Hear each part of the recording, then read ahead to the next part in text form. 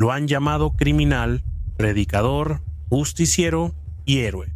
Pero la verdad es más complicada de lo que cualquier titular podría manejar. Sam Childers no soñó con salvar niños. Sam Childers creció viajando sin rumbo, perseguido por la pobreza, criado con coraje y endurecido a golpes. Vendía drogas antes de manejar, peleaba con adultos antes de afeitarse y creó un imperio criminal mientras otros apenas elegían materias. Pero entonces algo cambió. No fue dramático ni cinematográfico, fue un susurro, una ruina, un niño destruido por la guerra. Desde entonces, Sam no solo sobrevivió, sino que entró en algo más oscuro y sagrado. Se volvió el predicador de la ametralladora. Armado con escrituras y un rifle, Sam entró en las zonas de guerra más sangrientas de África, no a negociar, sino a rescatar. Mientras el mundo debatía sus métodos, los niños seguían siendo salvados. No es una historia de perfección, sino de una promesa y el hombre dispuesto a cumplirla a cualquier costo. Algunos niños crecen oyendo canciones de cuna. Sam Childers creció con el sonido de motores, el golpe de puños y un padre que creía que la palabra de un hombre era más fuerte que su golpe, y él golpeaba fuerte. Nació en Dakota del Norte, pero nunca permaneció lo suficiente en un lugar para llamarlo hogar. La infancia de Sam fue una confusión de salidas de autopista y amistades inconclusas. Su papá, un inflexible marine y predicador a tiempo parcial, llevaba a la familia a donde fuera que el trabajo lo llamara, desde fábricas de misiles hasta minas de carbón. Mi papá era en parte nativo americano. Él pensaba que el desempleo era como vivir de la caridad. Así que nos mudamos por todo Estados Unidos. Yo nací en Dakota del Norte. Él estaba trabajando en las fábricas de misiles. Eso implicó ir a 7 preparatorias cada vez más difíciles. Asistí a 7 preparatorias en Estados Unidos porque viajamos mucho. Siendo el chico nuevo cada año, aprendes rápido. La seguridad no viene de encajar, viene de encontrar a las personas que luchan en un mundo dividido entre nerds, deportistas y pandilleros. Sam no solo se acercó a los pandilleros, corrió hacia ellos, no porque fueran malos, sino porque eran honestos. Pero en mis tiempos eras nerd, deportista o pandillero. Sabes, solo había 3 opciones, y los únicos que siempre recibían a todos eran los pandilleros, y los pandilleros eran los indicados, fumando, usando drogas y de fiesta, ¿sabes? Los deportistas reían y los pandilleros compartían porros sin juzgar. Si eras débil no se burlaban, te daban un cigarro y decían, estamos contigo. A los 15 años, él no solo se saltaba las clases, ya controlaba la cuadra. Chicas, armas, drogas. No era pasatiempo, era negocio. Cuando la mayoría de los adolescentes se preocupaban por conseguir pareja para el baile de graduación, Sam administraba un pequeño grupo de prostitutas y cargaba una maleta llena de drogas. A los 15 o 16 años tenía chicas trabajando para mí como prostitutas. Sus maestros, algunos de ellos, no solo eran educadores, también eran clientes, o peor aún. A veces estaba con mis maestros y la gente preguntaba por qué eso no salió en las noticias. Mira, yo nunca decía nada porque no quería que se detuviera, ¿sabes? A pesar del caos, dentro de él surgía algo más, una semilla. Quizá lo aprendió al ver a su papá noquear a 2 adultos en un estacionamiento, o de su madre cristiana y callada, que seguía llevando pastel de carne y amabilidad al departamento de su hijo traficante. Dejé la escuela a los 15 y me fui de casa. Mi mamá y mi papá, ambos cristianos renacidos y llenos del espíritu, pero padres buena onda. ¿A qué me refiero con eso? Mi mamá venía a visitarme tras mudarme. Sabían que yo vendía drogas. Ella llevaba pastel de carne y comida para todos. Ya sabes, todos iban a comer, ya sabes, cuando tienes antojos y esas cosas. Sam no quería ser salvado. No entonces. Pero entre las sombras de esas mañanas de ojos rojos y peleas de bar, la idea empezó a surgir.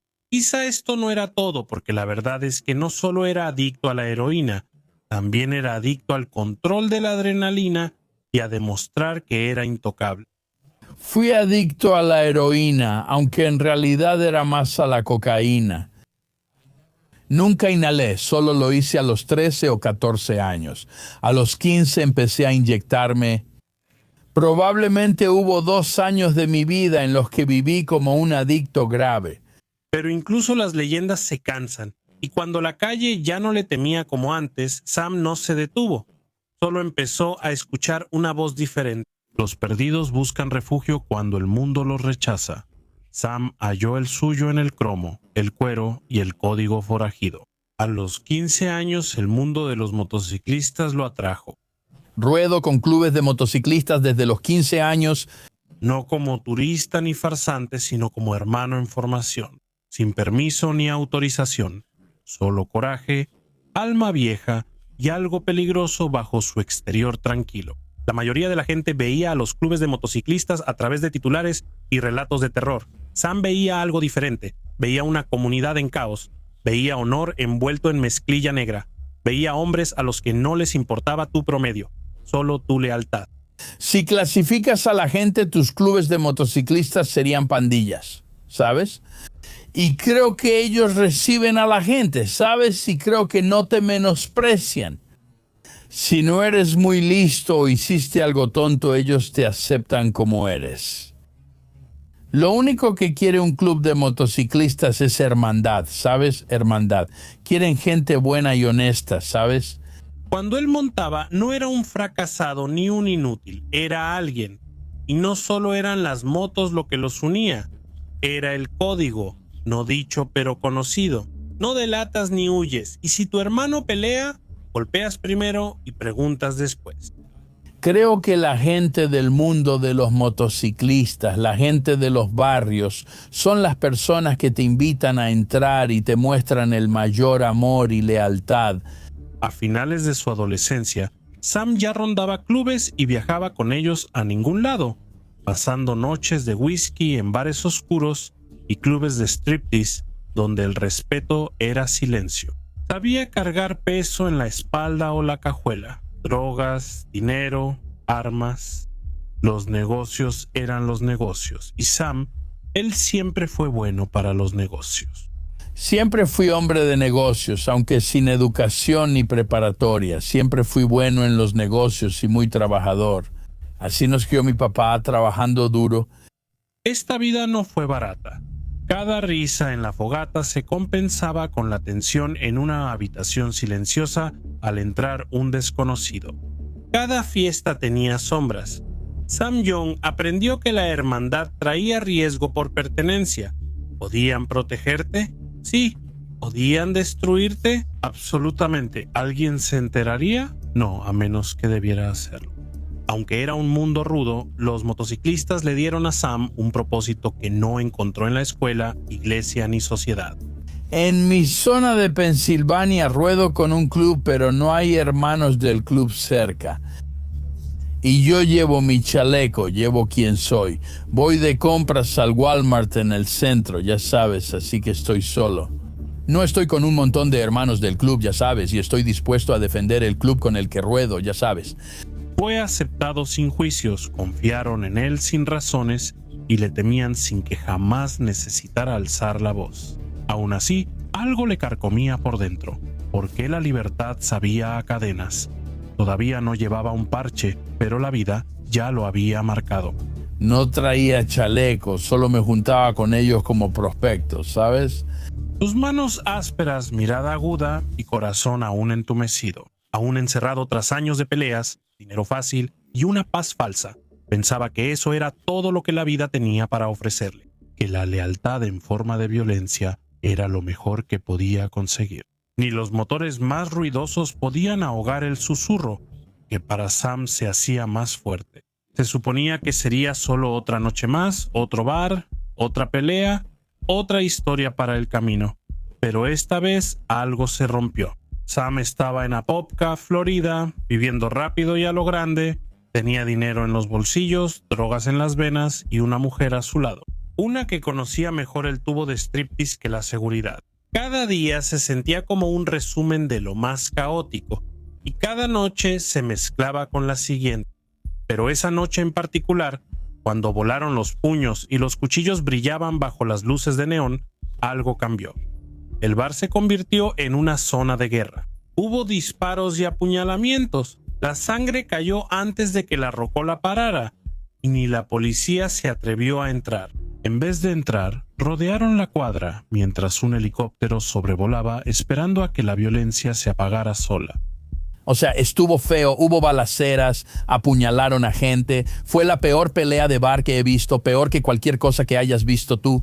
Recuerda que lo que vemos en la tele no es real, ¿ok? Pero esto era la realidad y ni siquiera la policía se atrevía a entrar al bar. Cerraron las calles alrededor del bar, tenían un helicóptero sobrevolando el bar. Sam se quedó en medio de todo con la adrenalina al máximo y el corazón latiendo con fuerza. Pero en vez de pelear, se quedó inmóvil, no por miedo, sino por claridad. Miró a su alrededor, vio el vidrio roto, los gritos y los cuerpos desangrándose en los azulejos, y se hizo 3 preguntas que nunca antes se atrevió a hacer. ¿Por qué estaría dispuesto a morir? ¿Qué legado dejaría? Si sobrevivo esta noche, ¿cambiará algo? Esa noche, en ese bar, dije, si salgo de aquí, se acabó esta vida para mí. Salió ileso de ese bar, pero algo dentro de él no sobrevivió. Porque una vez que un hombre ve lo vacío que es realmente la violencia, es imposible dejar de verlo. No tengo problema con morir, pero sí tengo problema con la razón por la que voy a morir. No quiero morir por culpa de un esposo celoso o un novio celoso. No quiero morir porque una transacción de drogas salió mal. No quiero morir por una pelea en un bar. O sea, con la vida que llevaba, iba a morir por alguna razón estúpida. Fue a casa, dejó las llaves en la mesa y le dijo a su esposa, nos vamos. No el próximo mes, ahora. Ella lloró, no por desacuerdo, sino porque llevaba años esperando esas palabras. Así que cuando salí esa noche y llegué a mi casa, entré a la casa. Le dije a mi esposa en ese momento, ella era bailarina exótica. Le dije, nos mudamos. Ella lloró porque también quería irse. Ella esperaba oír esas palabras, nos mudamos. Y juntos se fueron de Florida y desaparecieron en las tranquilas colinas de Central City, Pensilvania. Sam no solo dejó el estado, dejó toda una identidad atrás. No llamó a su antigua banda, no dio explicaciones a los clubes, solo silencio. Algunos pensaron que estaba muerto, otros que se había volteado, pero la verdad era más simple. Estaba cansado, no le temía a morir, le temía a morir sin sentido. Así que mientras otros brindaban por más noches salvajes, Sam tomó un pincel, empezó un negocio de techos y trató de reconstruirse desde cero. Incluso cuando el dinero se limpió y cesaron las peleas, surgía algo más, porque Dios no había terminado y la guerra de Sam apenas comenzaba. Sam no salió a buscar a Dios. Él solo quería que el ruido parara, pero aprendería que la paz no siempre llega en silencio. A veces surge en una banca de iglesia. Dijiste que jamás te sentarías aquí, llevado ahí por una mujer harta de regañar y una madre que rezaba de verdad. Fue 2 años después. Ella me molestaba cada semana. ¿Vas a ir a la iglesia? Como digo en mi zona de Pensilvania, eso lo llamamos regañar. Si una mujer nos regaña cada semana, la callamos haciendo lo que pide y se calla, ¿ok? Así que dije, está bien, iré. Al principio se sentó atrás, brazos cruzados y ojos en blanco. No buscaba salvarse, solo callar a todos. Pero mientras el coro cantaba y el predicador predicaba, algo más estaba pasando, no afuera, sino adentro. Al llegar el llamado al altar, él no avanzó con fuegos artificiales ni lágrimas. Susurró 4 palabras que sacudieron su vida. Aquí estoy, Dios. Eso debería haber sido el final de la historia, pero solo fue el preludio. En pocos días, un desconocido puso la mano en el hombro de Sam y dijo algo. Sam se rió. África era solo un chico blanco de las colinas y la guerra. Ya había tenido suficiente, ¿no? Algo le quedó grabado. El predicador profetizó que iría a África y yo pensaba que no, porque soy blanco. ¿Por qué iría allá? Me parecía absurdo. Ahora soy ciudadano de 2 países y mi esposa es negra, ¿sabes? Pero nunca pensé que iría a África. Y luego me dijo que iba a estar en una guerra y yo pensaba para mí, no voy a meterme en otra guerra. Ya estoy casado, tú sabes bien. El negocio prosperó, su empresa de techos crecía y él declaraba impuestos sobre 6 cifras. Su espíritu estaba desequilibrado. Así que cuando fui por primera vez al campo misionero, tenía poco más de 30 años, no era un joven como tú yendo al campo misionero, amigo. Yo era dueño de una inmobiliaria con 17 casas y 8 tiendas en renta. Tenía una empresa de construcción. Mi último año, antes de decir que iba a ser misionero, mi último año declaré impuestos por $180,000. Bueno, cuando regresé a Pensilvania, como dije, siempre fui bueno para los negocios, así que empecé una empresa de techado y pintura. Así que durante esos 2 años, desde que nos mudamos en 1990 hasta 1992, estaba ganando mucho dinero. Hermano, antes fumaba marihuana y tomaba un poco, pero al entrar a la iglesia y decir, aquí estoy, Dios, todo cambió y empecé a ganar mucho dinero. Nunca puedes dar más a Dios de lo que Él te da. Mientras más bien hacía, más bendiciones recibía. Quiso comprar la paz donando a misioneros y organizaciones, esperando que la generosidad reemplazara la obediencia. Dios no quería su dinero sino al hombre. Ganaba mucho dinero. En 1997 doné un cheque de $20,000 a una misión en África. Y literalmente estaba pensando, Dios, ¿no preferirías tener mi dinero? Y Él dijo, no, te quiero a ti. Sam vendió los bienes raíces, autos, casa rodante, armas y bote de pesca. Empacó su maleta, tomó el pasaporte y voló a un lugar impronunciable para ver. Un dolor que no pudo ignorar en ese viaje. No halló propósito en un púlpito ni en la escritura, sino al estar sobre el cuerpo de un niño que pisó una mina. De la cintura hacia abajo no existía y su rostro era irreconocible. Género, edad, no importaba. Era un niño y algo dentro de Sam se rompió, no por debilidad, sino por amor. Caminaba por las afueras del monte como en el bosque y encontré el cuerpo de un niño pequeño. Tal vez tenía 9 años, pero ni siquiera podía decir si era un niño o una niña. Perdió todo de la cintura para abajo al pisar una mina. Y nunca lo olvidaré. Me paré sobre ese cuerpo y dije, Dios, haré lo que sea necesario para ayudar a esta gente. Porque en ese momento, de pie en la tierra empapada de sangre de una aldea saqueada, el motociclista convertido en constructor se transformó en algo completamente diferente. No un misionero, no un predicador, no un salvador, un soldado en la guerra de alguien más. Sam no fue a África para comenzar una guerra, pero la guerra ya estaba en marcha. Cuando nadie se interpuso entre los rebeldes y los niños, él ocupó ese lugar. El primer cuerpo que vio no era un soldado, era un niño de cuerpo pequeño, sin extremidades, con el estómago abierto por una mina. Sam, en silencio y armado, temblando, hizo un juramento. Haré lo que sea necesario. Eso fue hace más de 20 años. Él sigue ahí. El trabajo que estamos haciendo en África Oriental no es sobre 2 niños, es sobre miles de niños que han sido salvados y todavía continúa. Primero fueron emboscadas, luego advertencias y atentados. Intentaron matarlo más de 10 veces, pero no se asustó.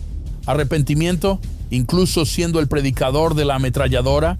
Incluso aquí en Estados Unidos, vivo en la casa club detrás de mi taller de motos. Cuando estoy aquí ya sabes, pero aún así tienes que tomar precauciones. No puedes ni caminar alrededor de mi casa afuera sin que yo lo sepa, ¿sabes? Porque recibo amenazas de muerte muy seguido, ¿sabes? Disfrazó camiones, puso vestidos a soldados y entró en aldeas que otros grupos de ayuda solo veían en noticias. Él no cazaba a Joseph Kony, pero los hombres de Kony lo cazaban a él y aún así se presentó. Porque eso es lo que haces cuando no intentas salir en los titulares, sino que intentas detenerlos. Y así el forajido se convirtió en el operador, el adicto se convirtió en el arquitecto, el motociclista se convirtió en el constructor. Sam no solo construyó orfanatos, Creó un sistema alimentario que pasó de 20 a más de 10,000 personas diarias. Empecé hace más de 18 años con uno de mis primeros programas de alimentación que inició con 20 niños. Hoy en día se sirven más de 10,000 comidas diarias. Una clínica médica rural que comenzó tratando la malaria y ahora atiende a miles cada mes. Equipo de perforación que lleva vida a tierras sedientas, aldea por aldea. Incluso construyó una parada de camiones, un supermercado y un hotel en Uganda, no para retirarse, sino para financiar la guerra. Cada negocio creaba empleos, cada dólar daba vida, cada ladrillo se convertía en una bala contra la pobreza. Así que tenemos una parada de camiones al estilo estadounidense en el norte de Uganda, 2 restaurantes, hoteles, supermercado, refaccionaria o taller automotriz llantera. Somos clave para los trabajadores, empleamos a unas 130 personas. Cuando le pedían que renunciara, incluso su esposa, tras 17 años, él respondía, no. Pero después de 17 años, un día ella simplemente dice, vamos a dejar África. Ella quería que me alejara y depositara mucho dinero en el banco, lo cual era completamente legal. Mecer a nuestros nietos en el porche y, ya sabes, cuidar la pequeña iglesia que teníamos de la película. Y ella solo quería que me alejara y renunciara. No pude hacerlo. Fue emboscado, arrestado y casi asesinado. Pero de todos modos, fui arrestado 5 veces. Estuve en la cárcel cada vez que me arrestaron, probablemente un total de 6 a 8 semanas en la cárcel, pero nunca fui condenado por ningún delito. Dios realmente me bendijo, ¿sabes? Estados Unidos allanó su tienda, los enemigos ofrecieron recompensas y los amigos se alejaron. Pero Sam nunca se detuvo. No lleva medallas, sino cicatrices, y aún en sus 60s sigue usando el uniforme, cargando su arma y entrando al fuego. Ahora tengo 62 años, sigo usando el uniforme y chaleco antibalas, aún voy a guerras y rescato niños. No por gloria, no por venganza, sino porque hizo una promesa. Y cuando el predicador de la metralleta ametralladora hace una promesa, la cumple, aunque le cueste la vida.